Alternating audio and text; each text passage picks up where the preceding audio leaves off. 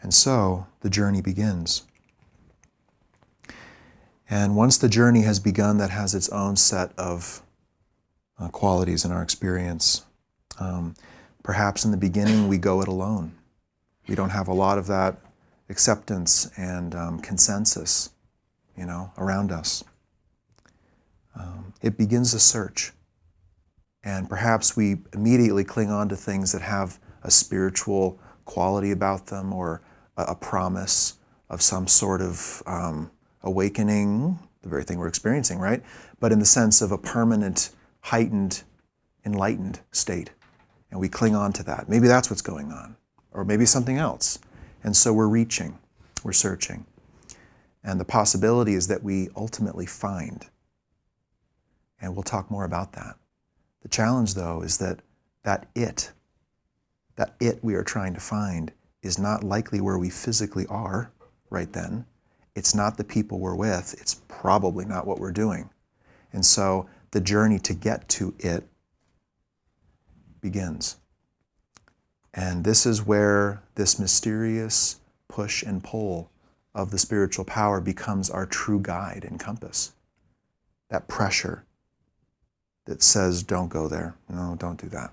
No, don't accept that job offer. For whatever you can't, even though it looks great, don't do it.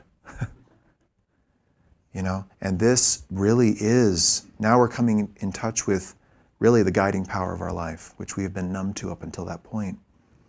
But it's building and growing. And in the beginning, the journey entails a lot of undoing, because we've built a life not in keeping with this spiritual intelligence or with the greater purpose that we're meant to find. And this is a life of commitments and possessions and career and all of that. And it all has to be reconsidered. And so there can be some degree of conflict and discord in that early journey. No doubt. One thing that I think I've heard people speak about, and it's the vacancy, the sense of, like, not only what am I doing, but where am I going, but also feeling compelled and propelled. And along the way, their experience of there being more no's than yeses. No, not to do that, as Reed was saying, not that job, not that city, not that appointment, not that engagement. And then there's a yes. And so the no's, oddly, can keep us moving. More no's than yeses. More not knowing than knowing. So often I think of this time frame, as a gap, crossing some kind of a gap. Light-footed without a whole lot in your hands to justify what you're doing. But that's why it's light-footed. And it might discourage you from engaging with a lot of people during this period in your life because you don't have a lot of answers. You're not even given to a lot of exchange and engagement. Sometimes you may find, and this could be why.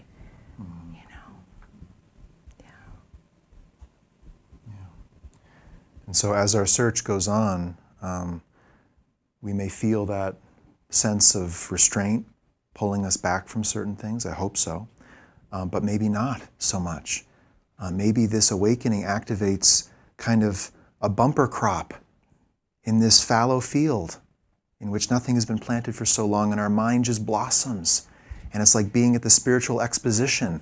And we're looking for one stall with the thing we need to find, but we're walking around with t-shirts and pens and water bottles and our arms full by the time we end up finding what we're looking for. And we end up finding it and we're like, what's this? And you've got, t-shirts that say all sorts of things and bumper stickers and all of this stuff. Accumulating, because there's a lot of fantasy around the awakening. There's a lot of fantasy about what it really is and what you can achieve with it and how you can just, hip, skop, and jump all the way to kind of a divine state of awareness at every hour of your life, in every interaction. When really, this awakening initiates a journey of movement. And that is the key, is movement. Okay? You're being taken off the treadmill of life, where there's a lot of motion, but not much movement. And now you're not on the treadmill anymore. And so where will your feet take you? It's very important. And I was thinking today that, some people think that the fulfillment of this journey is in the mind.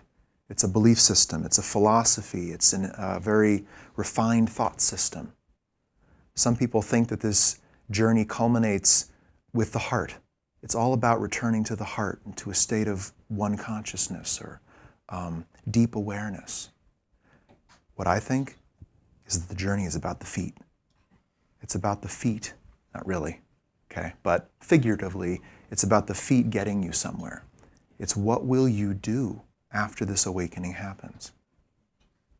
Because there are many people who have felt this opening come into their lives and are in the same place, entertaining all sorts of new ideas, trying to have an understanding in the same old life, when this is meant to take you to a new life. So this is why movement really is the most important thing here.